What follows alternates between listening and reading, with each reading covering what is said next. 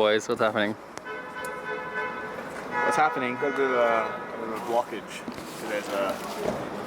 As we've had an old, someone's done the old do of what we would do to someone else, which is cut the tape and park anyway. But the situation is that I'm making a bit of a roadblock. It's all fun and games. Such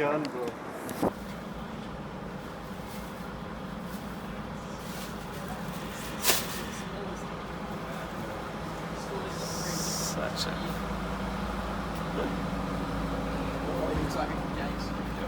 How cold is it, Harry? So cold. Too cold.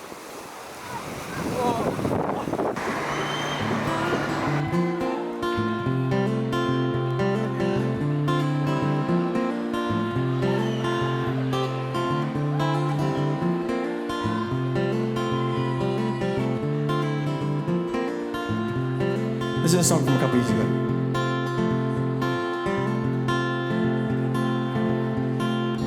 You see, well, I remember how you said that sometimes it gets just a little harder being home.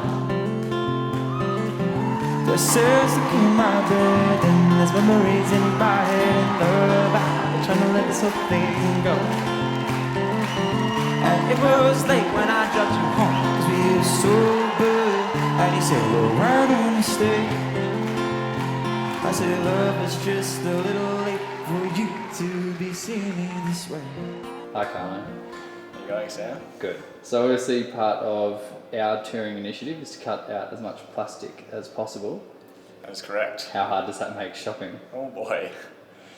It depends. In some places, they're like actually quite advanced with it, and it seems to be a pretty consistent trend, which is great. So I try and find spots like that. But you do get smaller countries and smaller towns that doesn't exist, and you have one supermarket. So that doesn't make my job a whole lot easier. But I try and use the most minimal amount of plastic possible wherever I can, which is sort of the main goal. What's the hardest item to find that's in plastic? Ooh. It's a very good question. Bread can be sometimes actually quite hard to find not in plastic. Yeah, absolutely. Hence why I just try and find good bakeries, which is the same thing. Just any organic store usually sells like all your good bread and everything else you need. So I try and just get it from one store, but it's usually probably 3 to 4 different store kind of thing. It's my general shop, so they get a little bit dragged out. What's the main thing that you and we as a group use to cut down on plastic use when we're eating and things like that? Well, we got reusable spoons, reusable forks, reusable knives. Same thing with plates and bowls.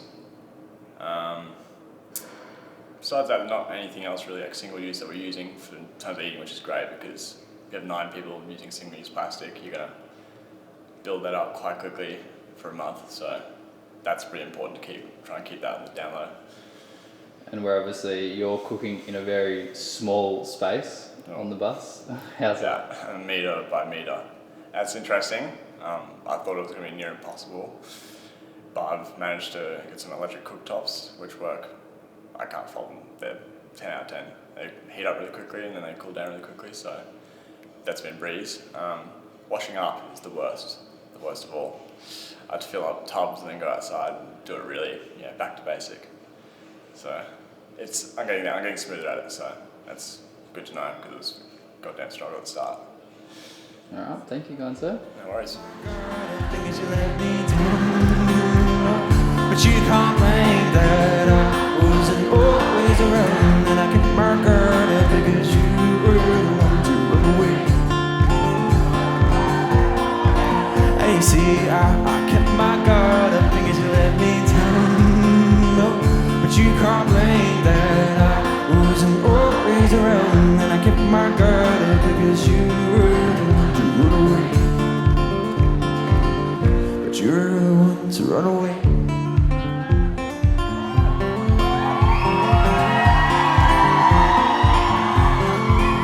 See, I remember how you said that sometimes it gets just a little hard.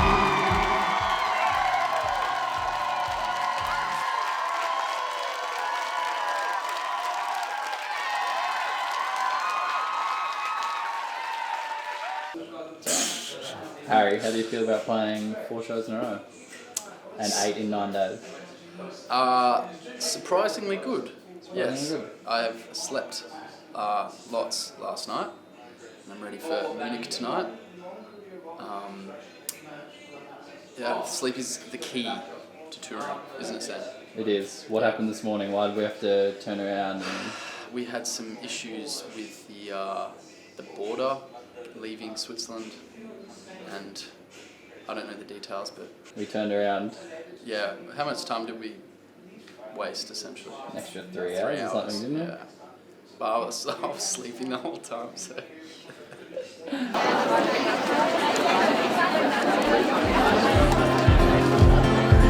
There's stairs stuck in my head, and there's memories of us in bed. See, love, I'm trying to let it so thick. And it was late when I dropped you home, 'cause we were sober. And you said, bro, why don't you stay? I said, love, it's just a little late for you to be seeing me this way. Oh, you see, I kept my guard, I think it's let me down. But you can't blame that I wasn't always around, and I kept my guard up because you were too run away. Hey, see, I kept my guard up because you let me down. But you can't blame that I wasn't always around, and I kept my guard up because you were too run away.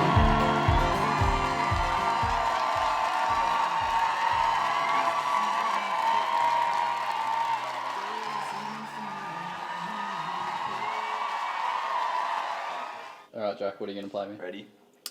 Straight banger. Alright. Ready. Oh no!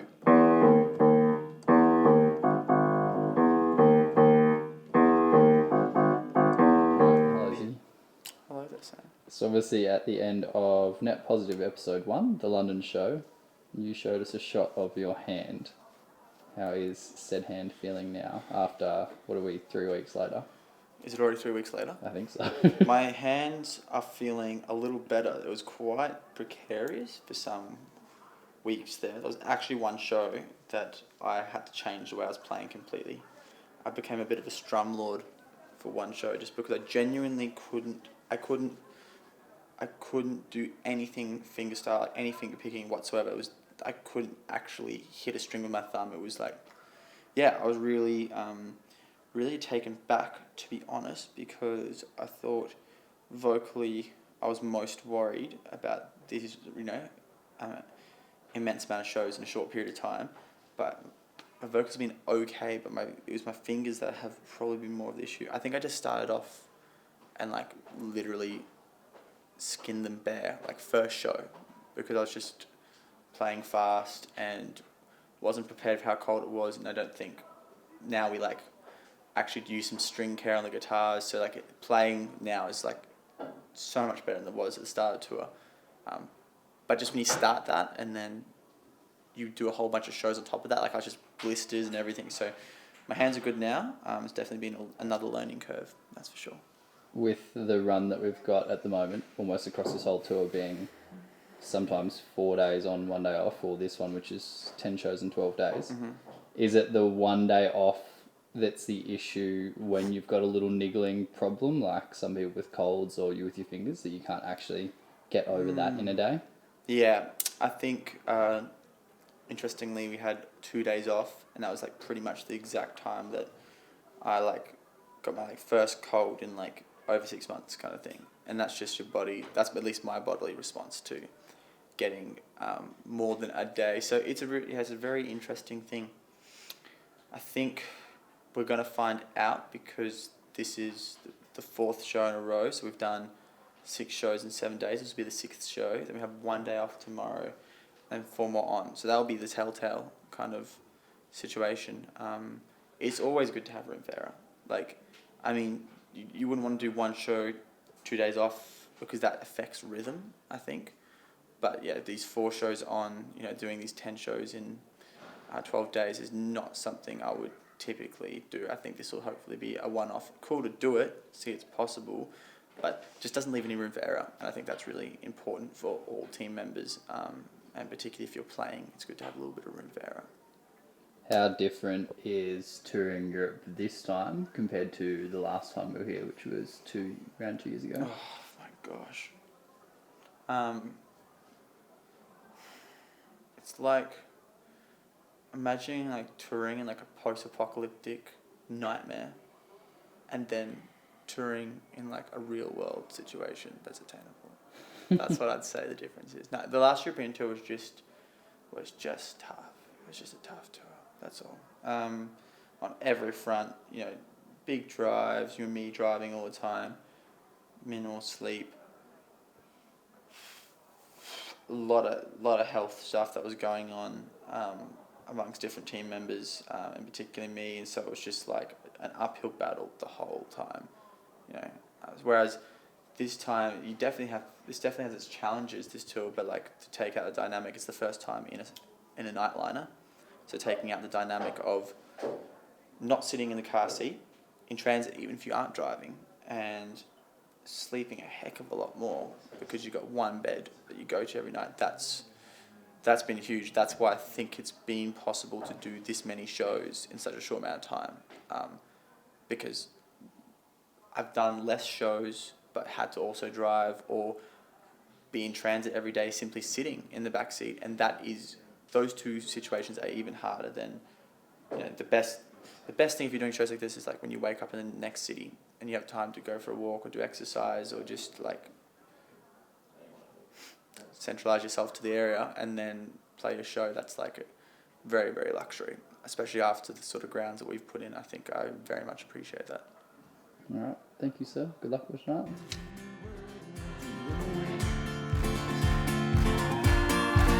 Hey, see, I kept my girl, the things you let me do, but you can't blame that I wasn't always around, and I kept my girl.